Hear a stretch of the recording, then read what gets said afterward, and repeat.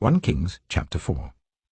So King Solomon ruled over all Israel, and these were his chief officials: Azariah, son of Zadok the priest; Elihoreph and Ahijah, sons of Shisha, secretaries; Jehoshaphat, son of Elihud, recorder; Benaiah, son of Jehoiada, commander-in-chief; Zadok and Abiathar, priests; Azariah, son of Nathan, in charge of the district governors; Zabud, son of Nathan, a priest and adviser to the king; Ahisha, palace administrator; Adoniram, son of Abda, in charge of forced labor. Solomon had 12 district governors over all Israel, who supplied provisions for the king and the royal household. Each one had to provide supplies for 1 month in the year.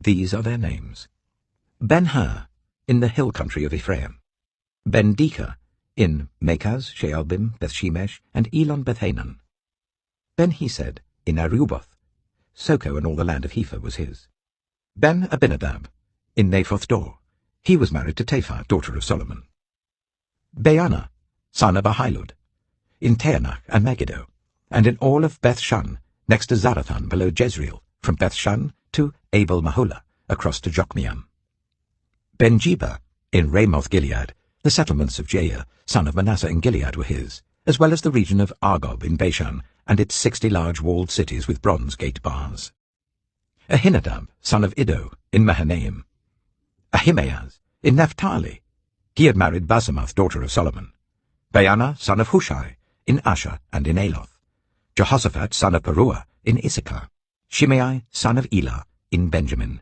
Jeba, son of Uri, in Gilead, the country of Sihon, king of the Amorites, and the country of Og, king of Bashan.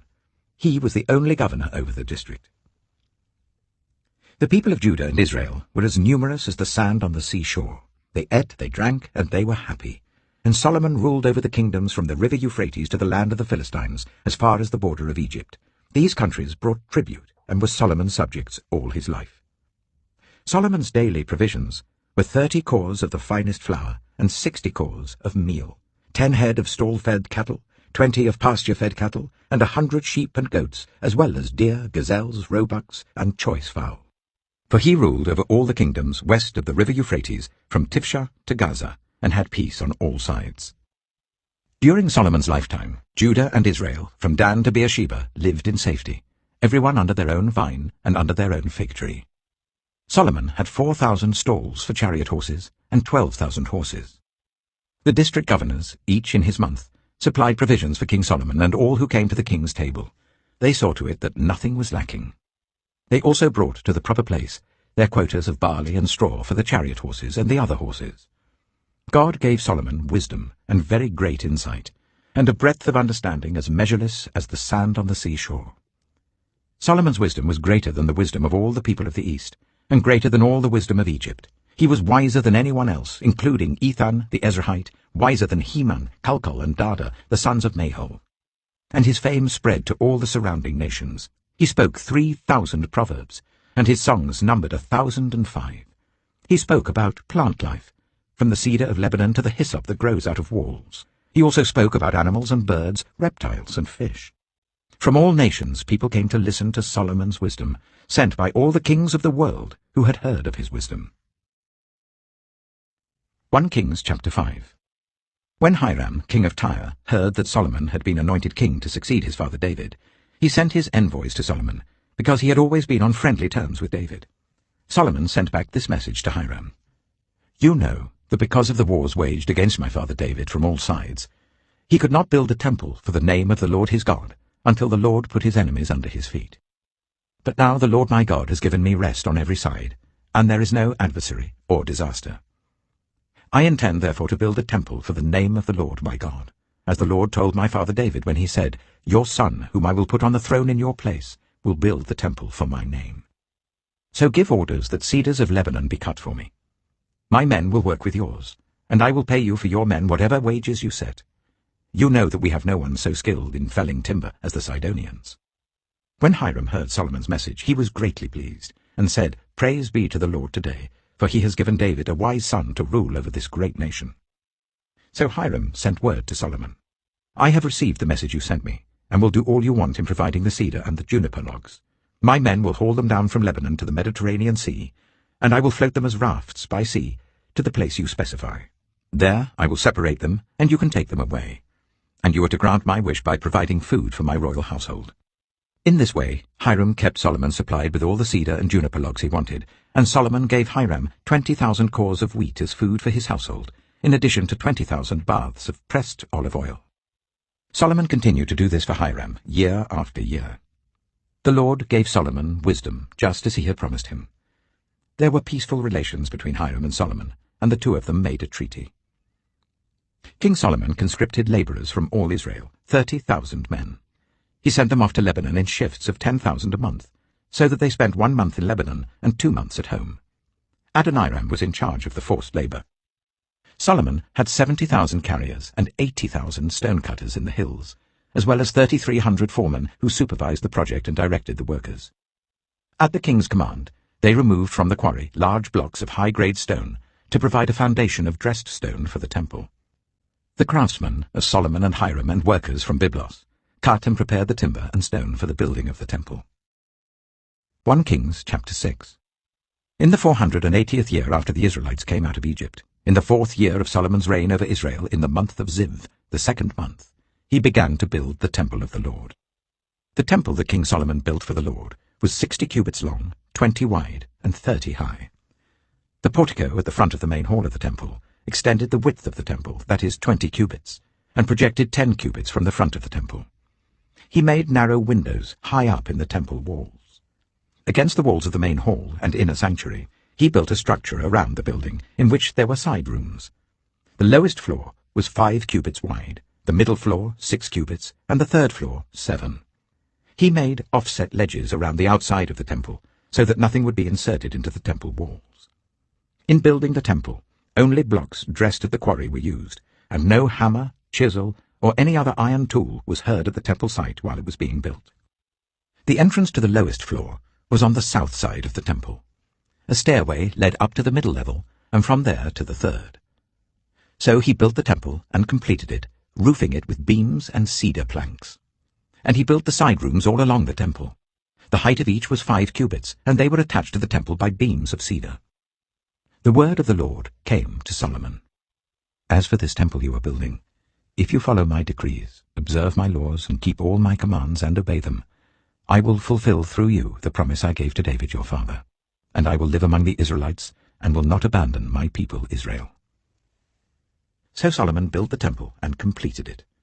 He lined its interior walls with cedar boards, panelling them from the floor of the temple to the ceiling, and covered the floor of the temple with planks of juniper. He partitioned off 20 cubits at the rear of the temple with cedar boards from floor to ceiling, to form within the temple an inner sanctuary, the most holy place. The main hall in front of this room was 40 cubits long. The inside of the temple was cedar, carved with gourds and open flowers. Everything was cedar. No stone was to be seen. He prepared the inner sanctuary within the temple to set the Ark of the Covenant of the Lord there. The inner sanctuary was 20 cubits long, 20 wide, and 20 high. He overlaid the inside with pure gold, and he also overlaid the altar of cedar. Solomon covered the inside of the temple with pure gold, and he extended gold chains across the front of the inner sanctuary, which was overlaid with gold. So he overlaid the whole interior with gold. He also overlaid with gold the altar that belonged to the inner sanctuary. For the inner sanctuary, he made a pair of cherubim out of olive wood, each 10 cubits high. One wing of the first cherub was 5 cubits long, and the other wing 5 cubits, 10 cubits from wingtip to wingtip. The second cherub also measured 10 cubits, for the 2 cherubim were identical in size and shape. The height of each cherub was 10 cubits. He placed the cherubim inside the innermost room of the temple with their wings spread out. The wing of one cherub touched one wall, while the wing of the other touched the other wall, and their wings touched each other in the middle of the room. He overlaid the cherubim with gold. On the walls all round the temple, in both the inner and the outer rooms, he carved cherubim, palm trees, and open flowers. He also covered the floors of both the inner and outer rooms of the temple with gold. For the entrance to the inner sanctuary, he made doors out of olive wood that were 1/5 of the width of the sanctuary. And on the 2 olive wood doors he carved cherubim, palm trees, and open flowers, and overlaid the cherubim and palm trees with hammered gold. In the same way, for the entrance to the main hall, he made door frames out of olive wood that were 1/4 of the width of the hall. He also made 2 doors out of juniper wood, each having 2 leaves that turned in sockets. He carved cherubim, palm trees, and open flowers on them, and overlaid them with gold, hammered evenly over the carvings. And he built the inner courtyard of 3 courses of dressed stone and 1 course of trimmed cedar beams. The foundation of the temple of the Lord was laid in the 4th year, in the month of Ziv. In the 11th year, in the month of Bul, the 8th month, the temple was finished in all its details, according to its specifications. He had spent 7 years building it. 1 Kings chapter 7. It took Solomon 13 years, however, to complete the construction of his palace. He built the palace of the forest of Lebanon, 100 cubits long, 50 wide, and 30 high, with 4 rows of cedar columns supporting trimmed cedar beams. It was roofed with cedar above the beams that rested on the columns, 45 beams, 15 to a row. Its windows were placed high in sets of 3, facing each other. All the doorways had rectangular frames. They were in the front part in sets of 3, facing each other. He made a colonnade, 50 cubits long and 30 wide. In front of it was a portico, and in front of that were pillars and an overhanging roof. He built the throne hall, the hall of justice, where he was to judge, and he covered it with cedar from floor to ceiling. And the palace in which he was to live, set farther back, was similar in design. Solomon also made a palace like this hall for Pharaoh's daughter, whom he had married. All these structures, from the outside to the great courtyard and from foundation to eaves, were made of blocks of high-grade stone cut to size and smoothed on their inner and outer faces. The foundations were laid with large stones of good quality, some measuring 10 cubits and some 8. Above were high-grade stones cut to size and cedar beams. The great courtyard was surrounded by a wall of 3 courses of dressed stone and 1 course of trimmed cedar beams, as was the inner courtyard of the temple of the Lord with its portico. King Solomon sent to Tyre and brought Huram, whose mother was a widow from the tribe of Naphtali, and whose father was from Tyre and a skilled craftsman in bronze. Huram was filled with wisdom, with understanding, and with knowledge to do all kinds of bronze work. He came to King Solomon and did all the work assigned to him. He cast 2 bronze pillars, each 18 cubits high and 12 cubits in circumference. He also made 2 capitals of cast bronze to set on the tops of the pillars. Each capital was 5 cubits high. A network of interwoven chains adorned the capitals on top of the pillars, 7 for each capital. He made pomegranates in 2 rows encircling each network to decorate the capitals on top of the pillars. He did the same for each capital. The capitals on top of the pillars in the portico were in the shape of lilies, 4 cubits high. On the capitals of both pillars, above the bowl-shaped part next to the network, were the 200 pomegranates in rows all round. He erected the pillars at the portico of the temple. The pillar to the south he named Jachin, and the one to the north Boaz. The capitals on top were in the shape of lilies, and so the work on the pillars was completed. He made the sea of cast metal, circular in shape, measuring 10 cubits from rim to rim and 5 cubits high. It took a line of 30 cubits to measure round it. Below the rim, gourds encircled it, 10 to a cubit. The gourds were cast in 2 rows, in one piece with the sea. The sea stood on 12 bulls, 3 facing north, 3 facing west, 3 facing south, and 3 facing east. The sea rested on top of them, and their hindquarters were towards the centre. It was a handbreadth in thickness, and its rim was like the rim of a cup, like a lily blossom.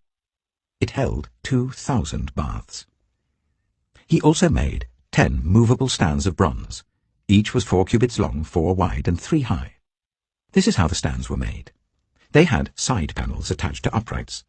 On the panels between the uprights were lions, bulls, and cherubim, and on the uprights as well. Above and below the lions and bulls were wreaths of hammered work. Each stand had 4 bronze wheels with bronze axles, and each had a basin resting on 4 supports cast with wreaths on each side. On the inside of the stand there was an opening that had a circular frame 1 cubit deep. This opening was round, and with its basework it measured 1.5 cubits. Around its opening there was engraving. The panels of the stands were square, not round. The 4 wheels were under the panels, and the axles of the wheels were attached to the stand. The diameter of each wheel was 1.5 cubits. The wheels were made like chariot wheels. The axles, rims, spokes, and hubs were all of cast metal. Each stand had 4 handles, 1 on each corner projecting from the stand. At the top of the stand there was a circular band 0.5 cubit deep. The supports and panels were attached to the top of the stand. He engraved cherubim, lions, and palm trees on the surfaces of the supports and on the panels in every available space, with wreaths all round. This is the way he made the 10 stands. They were all cast in the same moulds and were identical in size and shape. He then made 10 bronze basins, each holding 40 baths and measuring 4 cubits across, 1 basin to go on each of the 10 stands. He placed 5 of the stands on the south side of the temple and 5 on the north. He placed the sea on the south side, at the southeast corner of the temple. He also made the pots and shovels and sprinkling bowls. So Huram finished all the work he had undertaken for King Solomon in the temple of the Lord. The 2 pillars, the 2 bowl-shaped capitals on top of the pillars, the 2 sets of network decorating the 2 bowl-shaped capitals on top of the pillars, the 400 pomegranates for the 2 sets of network, 2 rows of pomegranates for each network decorating the bowl-shaped capitals on top of the pillars, the 10 stands with their 10 basins, the sea and the 12 bowls under it, the pots, shovels, and sprinkling bowls. All these objects that Huram made for King Solomon for the temple of the Lord were of burnished bronze. The king had them cast in clay moulds in the plain of the Jordan between Succoth and Zarethan. Solomon left all these things unweighed, because there were so many. The weight of the bronze was not determined. Solomon also made all the furnishings that were in the Lord's temple: the golden altar, the golden table on which was the bread of the presence, the lampstands of pure gold, 5 on the right and 5 on the left, in front of the inner sanctuary, the gold floral work and lamps and tongs, the pure gold dishes, wick trimmers, sprinkling bowls, dishes, and censers, and the gold sockets for the doors of the innermost room, the most holy place, and also for the doors of the main hall of the temple. When all the work King Solomon had done for the temple of the Lord was finished, he brought in the things his father David had dedicated, the silver and gold and the furnishings, and he placed them in the treasuries of the Lord's temple. Psalm 95. Come, let us sing for joy to the Lord. Let us shout aloud to the rock of our salvation. Let us come before him with thanksgiving, and extol him with music and song. For the Lord is the great God, the great King above all gods. In his hand are the depths of the earth, and the mountain peaks belong to him. The sea is his, for he made it, and his hands formed the dry land. Come, let us bow down in worship. Let us kneel before the Lord our Maker. For he is our God, and we are the people of his pasture, the flock under his care. Today, if only you would hear his voice. Do not harden your hearts as you did at Meribah, as you did that day at Massah in the wilderness, where your ancestors tested me. They tried me, though they had seen what I did. For 40 years I was angry with that generation. I said, they are a people whose hearts go astray, and they have not known my ways. So I declared on oath in my anger, they shall never enter my rest.